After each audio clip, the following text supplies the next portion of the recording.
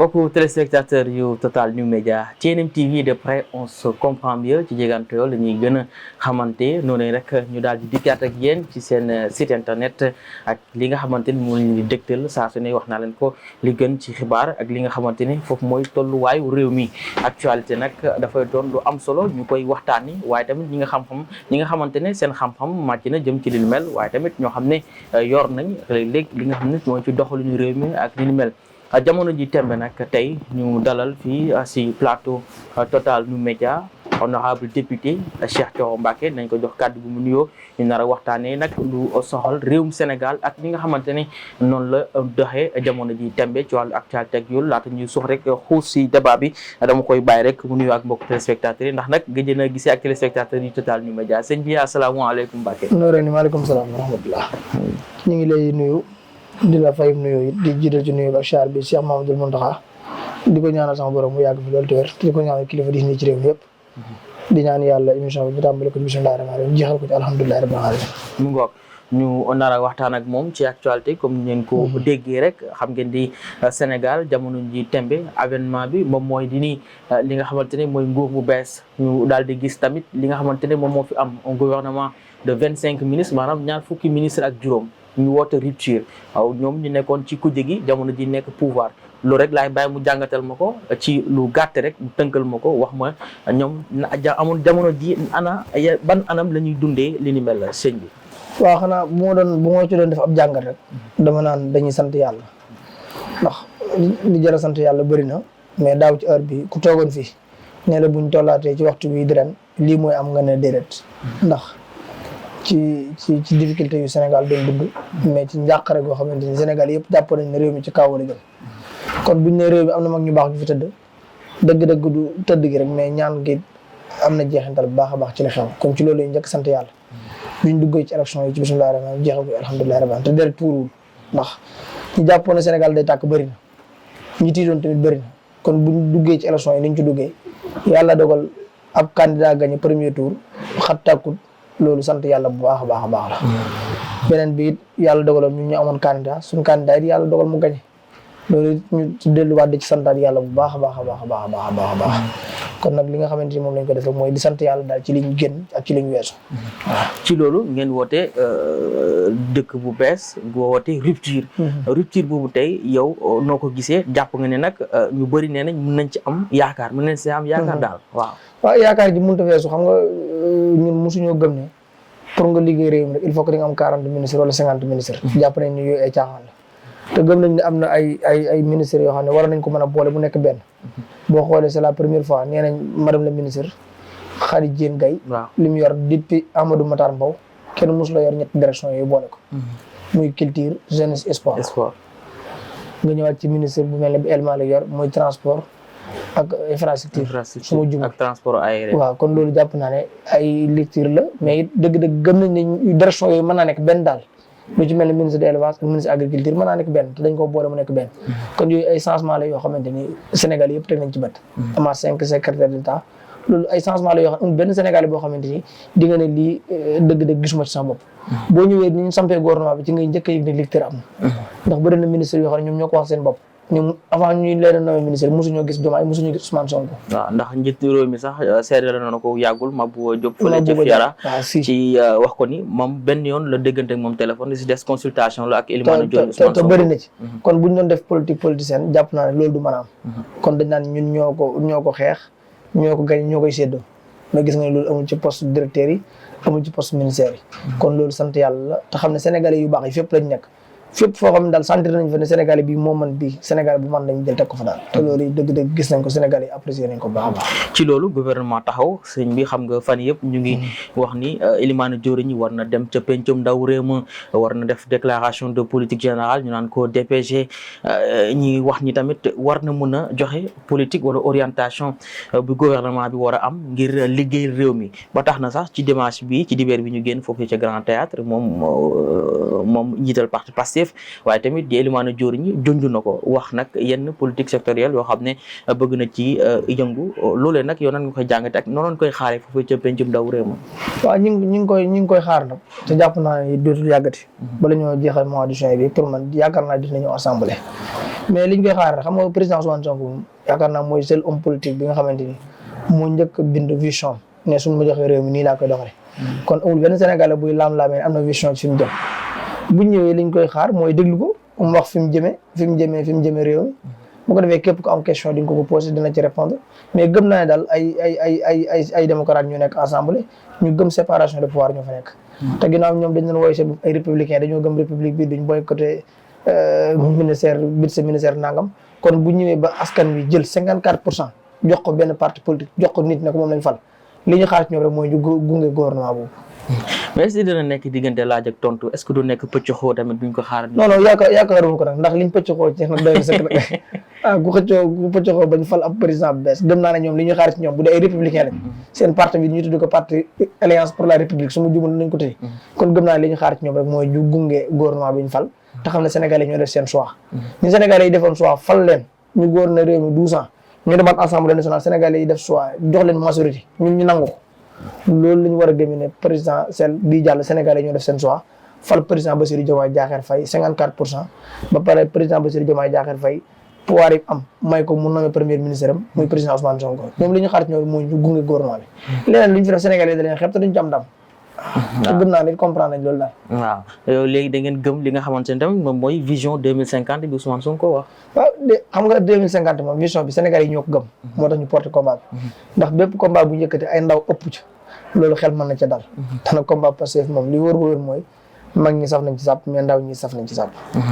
muy loo xam ne am na solo ñu jot ko dégg foofee ca Grand Théâtre Doudou Ndiaye Coumba Rose ci divers bi ñu génn muy Elimane Diori Ousmane Sonko nekk itamit njiital parti Pastef muy sortie boo xam ne sortie bu nga xamante ne la bu ñu ko defee ba noppi gis ngeen alimenté waat na débat yi waaye tamit ci langue politique bi rawatina tamit ci li nga xamante ni moom mooy le secteur de la presse ci loolu ñu xuus si actualité ba tey wax nag ci li nga xamante ni ñu ngi koy junj ba tey di ko wax muy opération gox yi opération gox yi boobu noonu nan nga jàppee ni jamono ji noonu la nguur gi war a mun a procéder ndax gis ne nag ñu ngi jàpp benn par benn mais est-ce que gis nga ni loolu tamit dina am benn aboutissement maanaam dina am fu jeexintal. waaw pour man dina ko am ndax Sénégalais yi liñ dund ci 12 dernières années yi Sénégalais yëpp ñoo ko gisandoo ndax alalu mbooloo moom ni ko Youssou Ndour waaye woon alalu mbooloo moom ba ko fa la tudd kon loolu jàpp naa ne amul benn Sénégalais boo xamante ni xaar nga lu yées lii gouvernement bi teg ni képp ku jëloon alal réew mi bu soobee yàlla di nga ko delloosi te loolu jàpp naa ne bokk na ci li ñu fal loolu bokk na ci te président Macky Sall 2012 reddition de compte bokkoon na ci li taxoon Sénégalais yi gënoon a gëm combat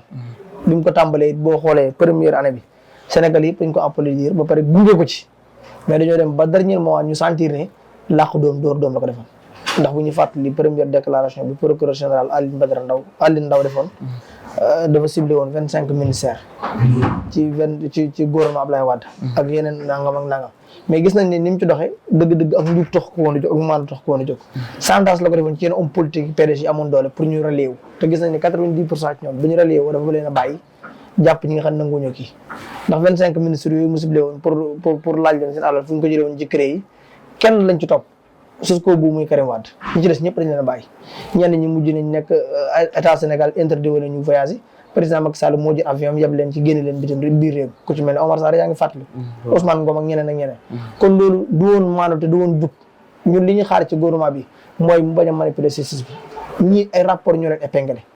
ay rapport Cour des comptes ay rapport yeneen ak yeneen nga dégg 1000 milliards yi rapport bi ñu ci def rapport yooyu dañuy jël teg ko ci table justice ñu leeral d'accord waaw loolu moom benn Sénégalais boo xamante ni di nga ne kii man dañ ko singal wala kii dañ ko singal amu fi képp ku jël al réew mi daal duñ la bàyyi nga jël ko pare dem tëdd kaso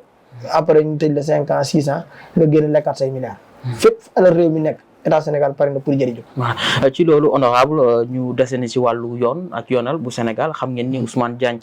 moom moo ko jiitee waaye nag nuñ ko waxee sànq rek seen jiital parti di Ousmane Sonko mu def sortie boo xam ne c'est à polémique wax naa ko sànq moo di ni nee na mbirum cas Alassane Fall boobu nga xam ne yoon da koo tegoon loxo bu yàggul dara doon ko déglu ci mbir boo xam ne ñëwal na ay magistrat ñu ne moom Ousmane Sonko moo yëkkati ay kàddu wax ni Ousmane Diagne da ko envoyé ab vidéo ñu bëri nag interprété ko parce que tamit communication dafa xaw a doy waar ñii naan ministre même bu ko envoyé woon vidéo waru ko yëkkati est-ce que loolu kon rupture bi jeex na wala jeexul tax ñëpp xam nañ ne nag kii di Ousmane Diagne moom ku sérieux la ci li muy def est-ce que jàpp ni loolu waroon na jiital parti Pastef yëkkati ko foofa. man nooree li ma gën a jàpp mooy wax ji il faut que ñu indi ko ci contexte bi mu ko waxee. ndax bi mu wax ay militant la doon waxal militant parti te président Ousmane Sonko mi la wax du en tant que premier ministre du Sénégal moo la wax mais président parti politique moo la wax. mais ñaari communication moo waaw feeñ. damay yeggale tuuti rek. te bi mu wax dara wax ne pouvoir bii ñu yor duñ ci parparloo képp ku bokk ci ñun ak ku bokk ci beneen boor lépp loo def justice dina def jusqu'au bout.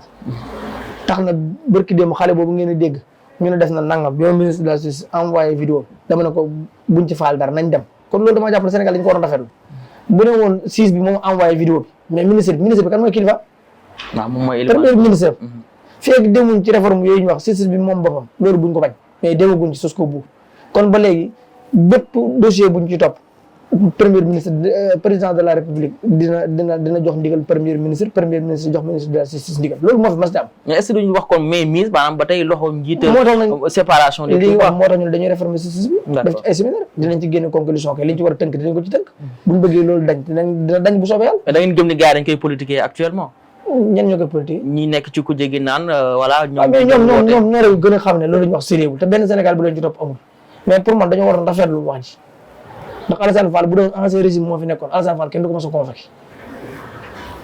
mos a convoqué d'accord ndax ñoom lu dul di koo xalaat ci Pastef nit taxaw na def vidéo saaga la te du mujj fenn ba jaxati mi ñu jàpp barkaati démb ñaata plainte ñoo nekk brigade de recherche doon ko xaar depuis 2000 ba tey sa mel ne am na plainte yu nekk. dëgg yàlla sax plainte fekk ko fa te kenn musu ko topp kon bu fekkee ne régime bi changé na nga gis ne ñi ngi plainte ñi bokk fii di plainte ñi bokk fee ñii di wuy ji moo la wane changement am na kan moom mën a xalaatoon ne am Cheikh Bara Ndiaye dina am ak problème ab opposant ñu dem ci dig di leen déglu ba ay 2 heures du matin 3 heures du matin kan moo ko mënoon xalaat ci régime bu normal kon changement moom wax dëgg yàlla ko waxal yàlla di nga xam ne am na te justice bi kenn njëtt ko kenn tëju ko tànk ku xam Ousmane Diagne li nga xam ne du genre bu ñu parce que ñëpp sérieux lañ ko jàppee mais tey buñ demee ba dégg ci presse bi ñu naan warul woon jël vidéo bi di ko envoyé wala tamit njiitam warul woon wax loolu publiquement. mais pour man daal loolu mooy ñi nga xam ne manipulé moo leen tax a jóg mais Ousmane Diagne mu neex leen mu naqare leen dafa am kilifa mooy premier ministre dafa am kilifa mooy président de la république kon yoon la Ousmane Diagne bépp dossier bu tegee ci taabalam mu yëgal ko premier ministre wax ko ci xalaatam loolu moom lu naturel la lu normal la bu ñu demee nag ba séparation de pouvoir am justice bi moom boppam loolu mën nañ dem ne loolu dootu fi amati. mais honorable lan mooy waral njiital parti Pastef saa yu génnee rek coow am su génnee rek coow am. yu muy yëkkati ci ay sujet nga xam ne. léeg-léeg dañuy naan tamit dëggoom nu mu dëggoo noonu. moo koy mais daal ku boot bukki xaj boobu la noonu la ko olof di waxee. te ku sa wujju di sëlam doo set olof mooy faral di wax loolu. mais président Ousmane Sonko daal li wóor ba ko wóor mooy lépp lu muy wax dina ko mesurer te dina xam li mu bëgg a wax lan la te dina ko wax nam ko war a waxee. wax nag ñëpp ànd ca loolu bu ko yàlla doon may kenn yonent bi la ko njëkk may mais muy ko kenn ku yàlla bind kon heure bu waxee dina am ñu ko jàngate nii am ñu ko jàngate nii mais li am solo mooy moom buy wax aqulaahi taxalaam lay wax te li muy wax dina ko mesurer te du ci am xaar ma yàlla kenn ni mu ko gëmee noonu la koy waxe ni mu ko gëmee noonu la koy waxe mais est-ce que gis ngeen ni tey lu ñu wax tamit ci wàllu taskatu xibaar yi gis ngeen ni sax Babacar Fall yëkkati woon na ay kaddu jëmale ci ni lu mel wax ci njiital parti Pastef ak ñeneen ñooñu tey ngeen nekk fii ak ñoom ñu taskatu xibaar yi ba njiital parti Pastef daal di fàttaliwaat li jëm ci article 13 moom mooy ni xibaar kenn waru ko salfaañe da nga ko war a wax ci fay na mu amee ba tax na nag mu yëkkati kaddu yi mu mel ni xaw a nag menace presse bi loolu tamit est-ce que waruñu woon wadduwaat kaddu yi ba nga xamante ni tam presse bi dinañ mën a xoolaat seen toog yi. man daal li ma mas a gëm kaso dafa diis. xam nga li ma mas a gëm te président Ousmane Sonko yàgg ko wax. mooy kuréel gu ne Sénégal goo xam ne dañ cee war a wax ak bu ñu warut wax amul. ndax ñoom ni ñu amee pouvoir bu inspecteur impôt et domaine defee lu dul yoon ñu wax ko bu sëriñ daara defee lu dul yoon ñu wax ko ñoom it nañ ñu may bu ñu defee lu dul yoon ñu ne lii ngeen def di yoon. ndax dafa am loo xam ne yàlla mooy ko kenn dinaa ko def te kenn du ko wax loolu moom yàlla mooy ko kenn ku yàlla bind. te gis nañ ne six dernières années yi niñ jëmee seen i niñ jëlee seen i xalima ak seen waxukaay jëmale ko ci président Ousmane Sonko ci lu ñaaw ci wax yoo xamante ni ku leen wax indi leen ci preuve duñ ci mos a indi benn preuve ñun ñëpp ñu ngi fàttaliku campagne 2019 tàmbali suñu campagne di ko déroulé normal ñu jékki-jékki xëy fenal ñu fen woo xamante ni fen wu mucc ayib la taaral ko nag ne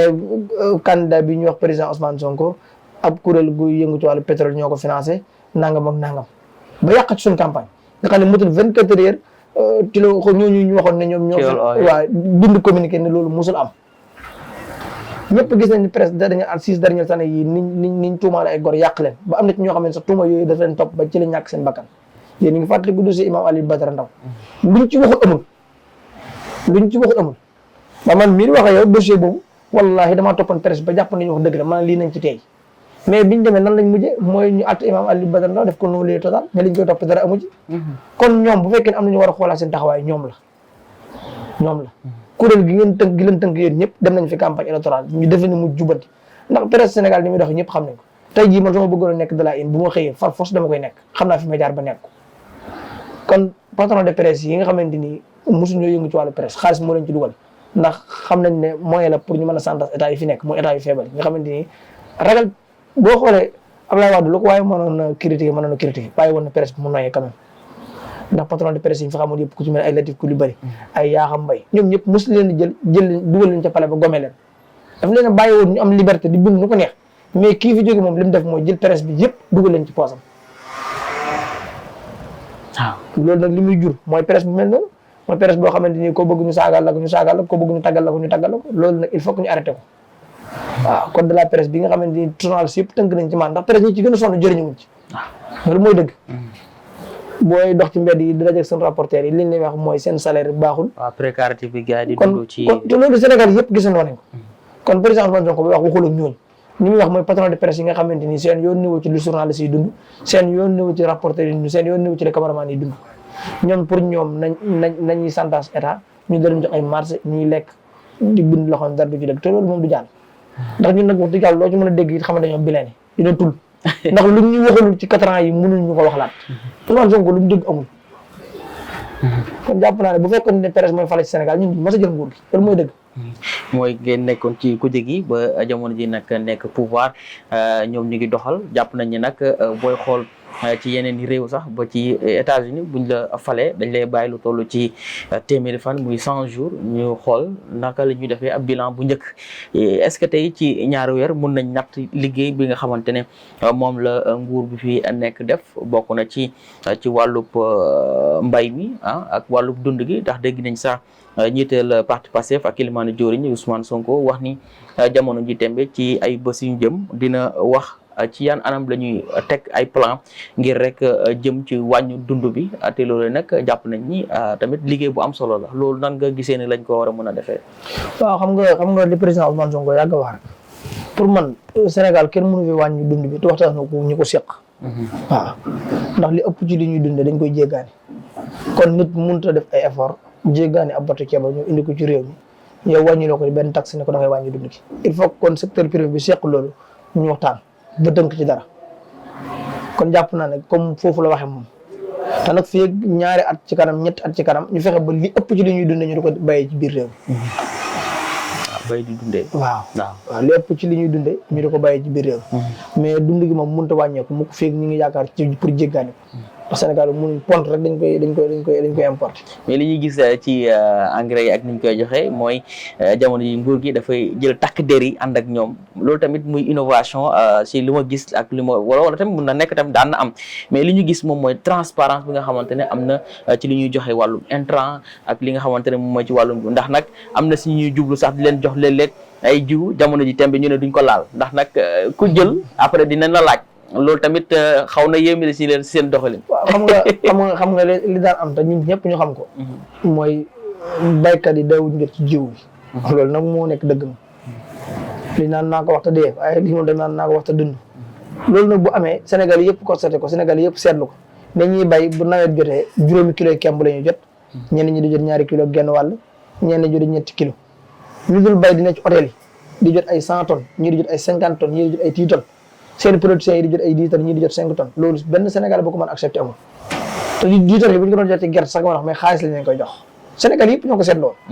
kon loolu bu amee Sénégal yi jàmbat ñu ko ñun ñu campagne ci village yi ak gox yi ak gox-goxaan yi ci Sénégal yëpp fu ci nekk baykat yi wax ñu lan mooy seen problème loolu yaakaar naa problème ndax bi ñuy jot ci réew mi dafa tombé période nawet. kon bu fekkee ni état Sénégal jël na mesures yi mu jël pour wax gendarmerie ñu accompagner jiw ñu ba mu egg fi mu war a egg te ñëpp gisandoo nañ ndax fu 50 tonnes daan yegg 50 tonnes ma nga fa yegg te fu 50 tonnes daan yegg fu 50 tonnes waroon a dem année yi jàll yëpp la fa daan dem yëpp doo ma 10 tonnes 40 tonnes yëpp xaalis lañ koy joxe. waaw bëri na opérateur yoo xamante ni benn xottu gerte mosuñ ko am opérateur yi ci autour doo nga leen kon jàpp naa loolu bu amee état bi jël mesures yi mu jël pare pour accompagner baykat yi pare pour accompagner opérateurs yi mais nag ñu def liggéey bu maanu liggéey bu jub. boo demee ministre agriculture yi ñu jox agrément yëpp pour ñu joxe semence xamewuñ ci kii parti bii la bokk xamewuñ ci kii parti bii la bokk. li état bi bëgg nañ ko man moo tax bëri nañ opérateur yoo xamante ni ministre bi ak secrétaire d'état Alpha sol nañ seen dàll dem ba ci fi opérateur yi wax ne fa la seen gerte dem ñu defee seen magasin yi léegi gerte bii di ñëw képp koo xam ne jox nañ agrément te libéré ko gerte gi fa mu war a dem dañuy nangu dañ koy nangu jox keneen ko am gerte gi kon loolu nag vraiment Sénégal yëpp war nañ ko rafetlu mais Sénégal yëpp war nañ ko taaj te ñaan yàlla mu continuer. waaw ci actualité ba tey honorable gis nañ la nga daal di rek samp ay laaj ay question parlementaire yoo xam ne jëmale nga ko si madame le ministre Khady Gaye Diène moom mi nga xamante ne moom la ñu dénk wàllu sport nga wax ni jamono ji xaalisu Coupe d'Afrique bi nga xamante ne joxoon nañ ko ci atum 2022 ak 2023 ci Coupe du monde su ma juumul loolu dafa am loo ci xam ba bëgg laaj ministre bi mu dem source si wala yan xibaar nga ci am honorable man daal li ma jàpp ndax ni nga commencé bëri ay polémique ay coow te jàpp naa ne jëru ko laaj la boo xam ne laaj bi normal la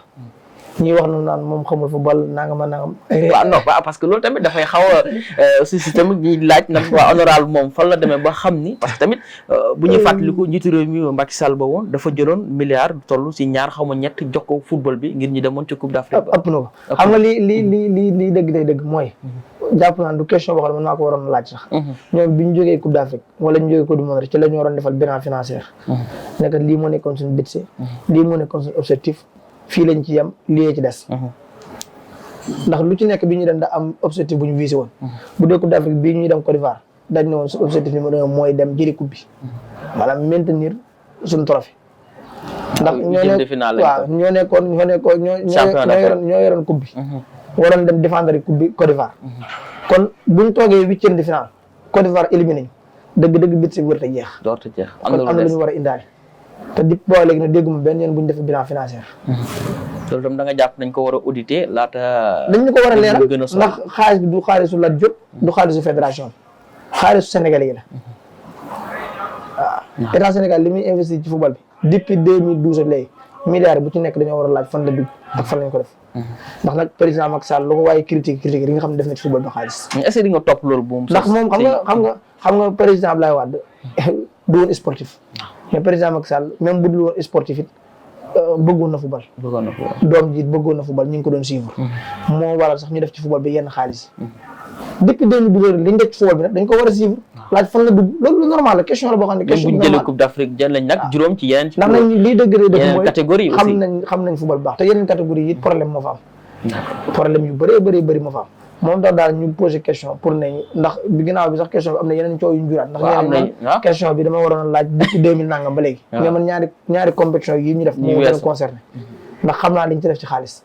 xam naa xaalis bi niñ ko doon pasare ndax buñu demee nag ba joueur bi dugg ci terrain bi di football di yem ak dirigeant bi prime loolu problème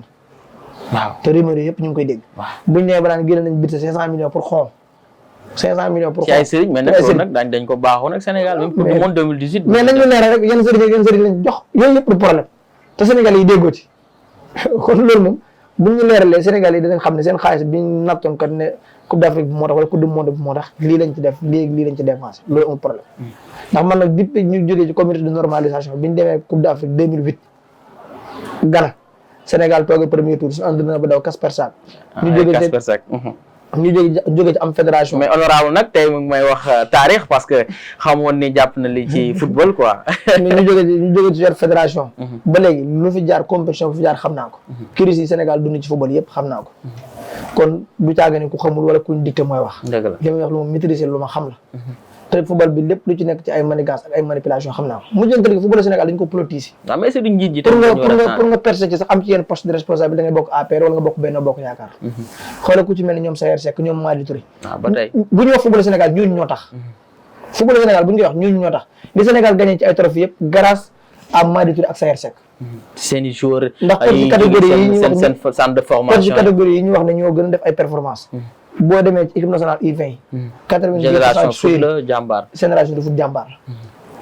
boo demee ci U17 yi kasaaleka naka noonu. boo demee ci U16 yi kasaaleka naka noonu. boo demee ci équipe A bi li ci génération de foot formé jàmbaar formé boo fi génnee Sénégal dara du ci des. kon ñooñu dañu am mérite te ñooñu yoruñ benn poste de responsabilité ci fédération. waaw te am nañ jafe-jafe. fédération bi nga fay fekk. jàmbaar mi ngi Ligue 2 léegi wàcc na génération foot tuuti des mu wàcc. Casa wàcc na waaw Casa wàcc na léegi boo jëlee président Seydou. boo jëlee fédération bi ñoom ñoo nekk Abdoulaye Seydou Sow ci lan la nekk.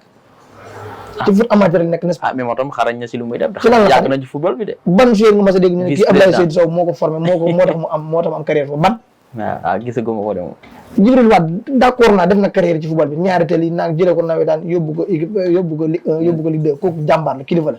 mais ñëpp xam nañ ne bu nekkul woon Benno Bokk Yaakaar li mu occupé ci fédération bi du ko occupé kon il faut que football bi ñu jox ko ñu ci compétence jox ko ñu ko mérito ñu bañ ci dugal ay lobbying loolu daal jàpp naa bu ñu ko deful dinañu jural ay yu bëri moo tax régime bu bees bi li ma leen njëkk wax mooy nañ jël seen temps ci footballu Sénégal. mais est-ce que question écrite yooyu. ndax tamit noo reen dooguma la. mais li tax mooy insisté pour nañ jël seen responsabilité xaalisu football bi yëpp équipe nationale A la yem. waaw fi ne tey jii boo laajoon ku ci mel ne Serigne Saliou Dia kañ lañ la gëj a fay dinañ la yàgg na. seen i prime dañuy jot. am na te bu ñuy wax sport du football. fi ne ñi nga xam dañuy dem coupe d'Afrique taekwondo wala ñu dem karaté wala yeneen yooyu ay difficulté la ñuy am pour jot seen prime wala ñu jot seen xaalis. ay Jeux olympiques 2024 ngi ñëw. te buñ nee ministère des sports nag li mu ëmb dafa bëri dafa bëri la ëmb. mais mënuñ bu ñuy dem coupe du monde génn ay milliards teg ci taabal bu ñuy dem ci yenn compétition yi duñ leen faay duñ leen fullaal il faut question yooyu ñu aussi jàmbaar lañ si li ñuy def jàmbaar lañ trop waaw donc muy lu am solo ci loolu ma daj jeexale foofu ci wàllu question écrite est-ce que tey parce que gis naa tamit Guy Marius Sagna bi fi nguur bi fi newoon nekkee muy bu Macky Sall ak ci assemblée question écrite yi ñu doon def di ko laaj gouvernement yëpp tontu du ci am jàpp nga ni lii dina ci mën a am lu waaw xam nga jàpp naa ne dina ndax loolu mooy madame Khady Diène Gaye loolu moo koy soulager te jàpp naa loolu moo koy setal ndax direction bu toll ne ministre sport bu ñu la ko joxee nga xam magu ya fa nekk xam tappale ya fa nekk li la gën a arrange mooy bala nga ko jël nga xam Sénégal yëpp situation ban nga jëlee ministère bi compétition yi ñu jógee yëpp lan la ci Sénégal gañ ak lan la ci Sénégal perte waaw loolu c'est important ndax buñu demee beneen Sénégal même bu gagné woon coupe d'Afrique bii jàll mooy CAN 2023 Côte d'Ivoire lim ci dépensé mënu ko cee gagné toog na ci xaalis précis xanaa 2 milliards 800 loolu benn Sénégal mënu ko accepté dem ba xale yi nekk ci TikTok yi sax dañ leen di dàggaloon bi di leen jox ay prime loolu il faut que mu leer gars yi tam bëgg nañ Aliou Cissé si 30 millions yi muy jot weer ak yooyu ñu mais Sénégal yëpp ñoo war a xam contrat Aliou Cissé lan moo ci nekk waaw Sénégal yëpp ñoo bëgg a xam lan moo lii fédération bi Aliou Cissé ak lan moo tax mu jógee Côte d'Ivoire est-ce que ñu prononcé contrat loolu Sénégal yëpp ko war a xam Sénégal yëpp ko war a xam ak lan moo lii président fédération Sénégal su ak Aliou Cissé ndax Aliou Cissé kenn dañ ko kër baayam équipe nationale sénégalaise de football lañ ko dégg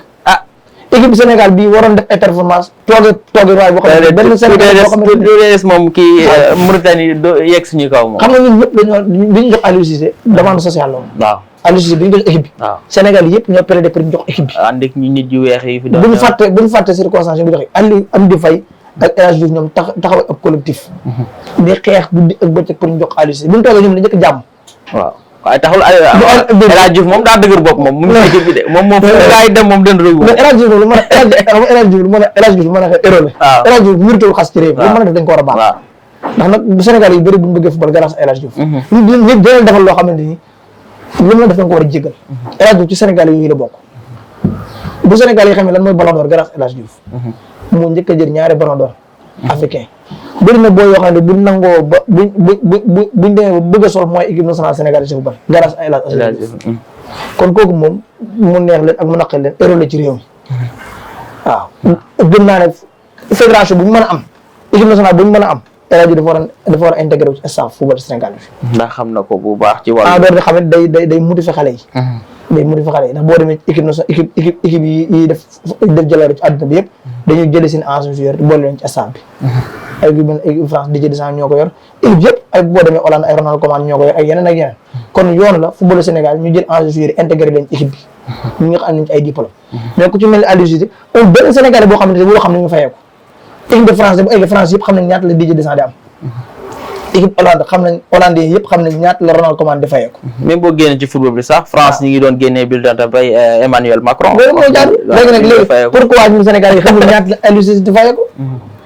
te liñ koy fay encore une fois du xaalis boo xamante ni fédération bi ñoo koy fay. xaalis la boo xamante ni Sénégalais yi ñoo koy fay. trésor ak yooyu lay génnee. effectivement kon war nañoo xam contrat bi lan moo ci nekkoon ak lan moo tax ñu prononcé le contrat. kon dañ loolu staff technique bi ñoo ci war a liggéey ñoo ko xam mais nag Sénégalais yi war nañoo xam. ndax équipe nationale Sénégal mooy seul équipe seul kii boo xamante ni buy football Sénégal yëpp dinañ ci intéressé wu. lu mu am ci résultat dina ñor Sénégal yi. dina ñor Sénégal yi ak lu mu mën a métti ci wàllu defet ak yooyu noonee nag ñu jàll rek ci pàcc mujj bi ci xibaar xam naa moo di nekk perspective yi ndax nag honorable dégg nañ Waly Diouf Bodiang buñ ko doon teg ci toogaanu boppu port mu doon wax ni nag bu mu fa jógee demoon na ci Kër Massar ci ab ndaje boo xam ne moo ñeel parti Pastef mu wax ni mënoo leen gouverner ak 25 députés xamu ni mel loolu moom nes ko mën a déggee noonu leen jàppee ni élection yi législative yooyu daal locales yi noonu si fas yéene. waaw xam nga yooyu moom loi moo ko may président de la République am na droit bu assemblée amee 2 ans mu dissoudre ko. texte yi baax na baaxul moo fi nekk. kon tey jii bu ñu demee ba mois de août wala mois de décembre. bu neexee Diomaye mu dissoudre assemblée ñu demaat yeneen élection. Emmanuel Macron def na ko. kon loolu moom amul benn problème wërte jur débat. tey nag lii wóor ba wóor mooy Sénégal yëpp loolu la ñuy xaar pour ñu dissoudre assemblée ndax buñ fàtte circonstances yan lañ dem élection législative. bi ñuy def élection législative dafa bëri woon coow. président Macky Sall jëfandikoo dooleem. jëfandikoo yenn préfet ak yenn gouverneurs yi. jëfandikoo conseil constitutionnel ñu éliminer liste titulaire benn Yewwi Askan Wi. président Ousmane Sonko heure bi moo war a nekk député ay ñoom Déthié Fall ak ñeneen ak ñeneen. donte lu yàlla dogal neex na mais dañ koo def ci moment yoo xamante ni ñëpp xam nañ ne buñ demoon ci élection yooyu président Ousmane Sonko jiite liste bi Yewwi Askan Wi mooy nekk majorité assemblée mais yàlla lu mu def moo gën ndax boobaa it ay transhumants yu bon ñoo fay nekkati ndax gis nga ni ñu def kon yàlla lu mu def moo gën mais loolu lépp am na teewut dañoo war a dissoudre assemblée bi Pastef ni mu nekk ci pouvoir bi gouverner noonu assemblée nationale loolu mooy dëgg mooy yoon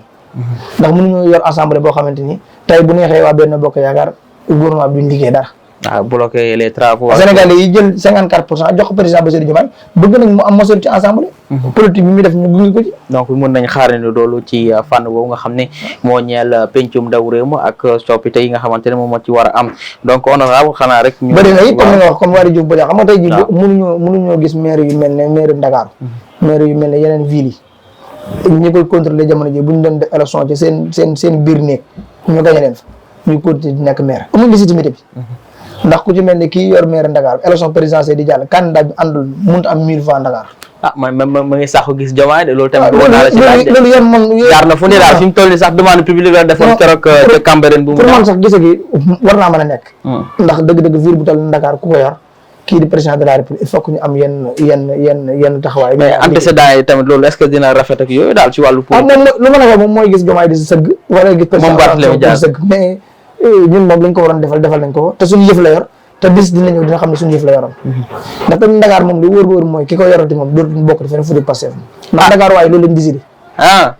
yow kay xam nga. juróom-ñaari député Dakar yi loolu dina xaw a. ay élection fi jaar bu fekkoon li ma wax élection jaar bi di nga xam ne da nga ne man Cheikh Thioro day gëddal la. mais chef d'opposition bi fi mu toll nii mi ngi te gàdd ay jaajam de mi ngi kii de Amadou Ba mi ngi si rukkam de. gars yi ñu ngi koy seet si te mu ngi defarwaat bu baax a baax. Amadou parti socialiste gis nañ ni Aminata Mbengue Ndiaye dajawaat na Khalifa Sall. loolu lépp daal alhamdulilah la ñu wax am réew day am opposant. te ñun nag bëgg nañu wax dëgg vraiment ni ñu yor réew mi neexul ñu xam ne ñun ñooy góor na ñooy opposé wu loolu moom neexul ñoom. man sama jàpp ne Ousmane Sonko moom mooy opposant yi. xam nga dara opposant yi léegi Assora Fall la. ay Cheikh Thioro Mbacké ay ñeneen ak ñeneen. loolu xam nga ne du réew mu normal dafa am ñu war a yor réew mi am ñu war a opposé wu. parce que boo xoolee depuis ñu yore nguur gu ba léegi ñun ñooy def ñooy tontu suñu bopp kon nag bu ñu sañoon ñoom Amadou Ba nag génn di teg ay débat idée di wax ñu xam-xam ñu wax ci réew mi ni ñu ko yore loolu lu normal la réew yëpp loolu dafa am. loolu kay bëgg nga li ñuy bañ kay mooy ñu toog ci seen néeg yi di yëkkati xaalis bi ñu sàcc dem di ay xel di leen saagaloo ay kilifa loolu moom lañ ne du jàll. li ñu sàcc ci milliards yor ko di fay ay xale ñuy saaga ay gor loolu lañ ne il faut que ñu arrêté ko mais ba ñu opposé wuñ. ndax réew mi normal boo dee am opposant. d'accord loolu moom kenn ku ko bañ amul te lañ ko rafetlu sax nag. d'accord donc honorable ñu jeexalee rek ci wàllu plainte. ndax dañoo opposé wu nag ba jël réew waaw ñun nag mënoo jël opposé wu ba jël dara. mais nag Ousmane ko mën a sànni xel la ndax maa ngi koy dégg mu ne lacrymogène dañ koo xaaj ñeent sànni ko gars yi soj te ñoom dañoo ñemee ay lacrymogène loolu tamit wax nga mu tam des fois mooy andil boppam problème ci fànn boobu mais honorable ñu jeexale wàllu plainte bi nga xamante ne nañ war nañ ko def njiitu réew ba woon di Macky Sall ak tamit ñi nga xamante dañoo lore woon 2021 ba 2024 ñoom jàpp nañu Macky Sall moom warut a rëcc ñu jeexale foofu nga daal di tàkkatoo xam nga ñi koy wax mënoo leen a yedd ndax ñu ku ci nekk moo xam lam dund moo xam it kam jàpp ne moo fa teg pour man mun na baale moom non pour man li xew ci moom li ko def xam nga loo ree ni lii dëgg te dëgg mooy li xew ci réew mi kenn mënu cee génn responsabilité Macky Sall mënu ta nekk c'est impossible ama génn boo ko dëgg rek waxi fen li xew ci réew mi depuis 2012 ba léegi surtout nag mu tàmbali 2021 ba 2024 bii ñu nekk bu ma doon cité responsabilité lépp dafa naan 90% président Macky Sall ndax kenn namiwul woon Antoine Diome kenn namiwul woon kii moom lañ defoon moom lañ jëloon dénk ko réew mi kon li fi xew responsable daf ci engagé donte président de la république nag am na ay pouvoir yoo xamante ni bu fi jógee pour topp ko dina difficile moo tax président Ousmane Sonko doon leen wax ne am naa yaqin ne du ma wàlli du ma xutb mais nag wóor na ma wóor yàlla ne président Macky Sall 8 mois moo ko fa desi yéen ñi koy topp mu leen def loo ngeen def bu fi jógee na ngeen xam ne yéen a Sénégalais yi wax jooju moom la ñu dund tey ji kon xanaa Antoine Diome da doon jéem a dóor kon ci Père Djibi Gueye Ndiaye longoo beeg yooyu jàpp ne dina rëcc waaw mais loolu it nag fi ñu ko yóbbu yëggu fa xam nga wax naa ci waxate xam nga nëriñ loo gis da ngay laaj lan moo ko waral tonton Djibi Antoine ñoo dëkk d'accord seen kër yi motul 500 mètres d'accord kii gannaaw raayal dëkk ki dëkk aneen seen famille nekk benn famille kon famille yooyu jiitu na politique te nit ku ci nekk nit nga Djibi li mu am mooy mbaax li am mooy yaatu mooy li am mooy comme gis mu def la comme si bopp kenn nag mooy mandat goo xamante ni moom tax na lépp luñ ko def la pare na pour def ko loolu mooy dëgg man assemblée nationale laa taxaw ne ko yéenewuma la après 2024 nga dem kaso vidéo yi comme neex nga seetaanal ko lii ngeen def président Ousmane Sonko doo leen ci am ndam te am naa yàq ne moo leen di wutu nii laa ko waxe woon kon démocratie sa xel te démocratie sa xel mais président Antoine Diome benn Sénégalais bu bëgg Pastef bu ko mën a bëgg ci amul ndax li mu yéene woon Ousmane Sonko li ci gën a tuuti mooy dee bañ na ko ba ñàkk mën a muñ bu ñàkk mën a muñal président Ousmane Sonko da xam ne suuf bi ñu jàppee président Ousmane Sonko ci la génn communiqué 12 jours Pastef yëmu ci 12 jours Pastef ñun ñu attaqué décret bi ndax jàpp nañ ni jaarul yoon mu yebal ay takk dara ñu dem suñ permanence dindi for Ousmane Sonko mu muntu ko romb di ko gis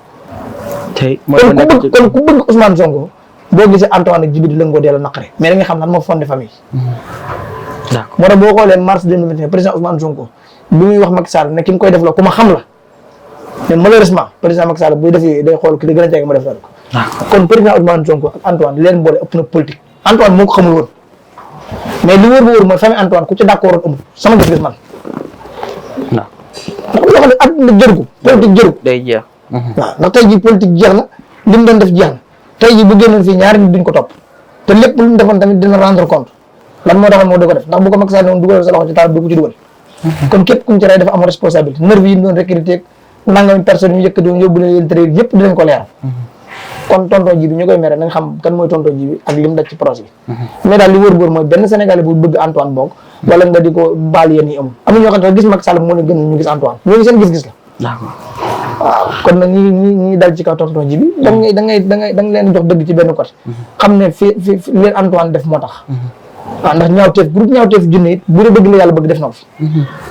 waaw loolu nag mënuñoo xëy rek bonjour bonsoir fàtte ko c'est impossible mënu nekk man du ma ko fàtte boobu waaw ngoog donc honorable ñu ngi lay bàyyi rek nga tàggatoo ak bokkut les spectateurs yi xanaa di ñaan yàlla xare yomb xam naa amara loo gën a ñal di wax waaw di ñaan yàlla xare yomb di ñaan yàlla it tabaski gi ñu dugg ci bismillah rahmaan rahim génn ci alhamdulilahi rabbil alamin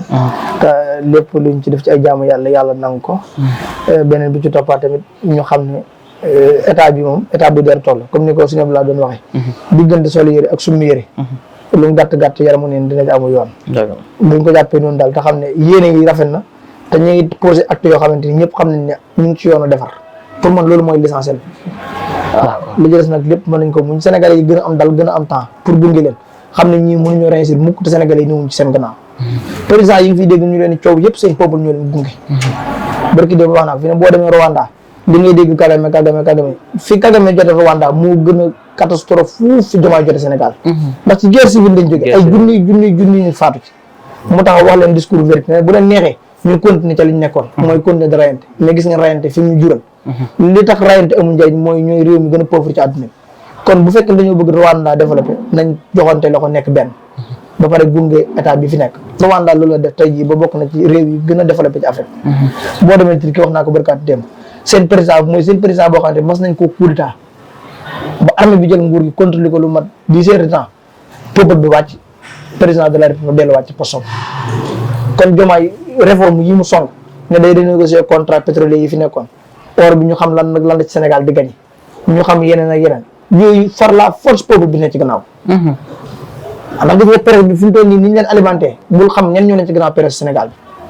bi bul xam ñi nga xam dañoo réew ñaata milliards lañ di tourné bu leen Diomaye bëggee topp bëgg renégocier contrat yi te Sénégal yi ñëw ci gannaaw bu ko réussir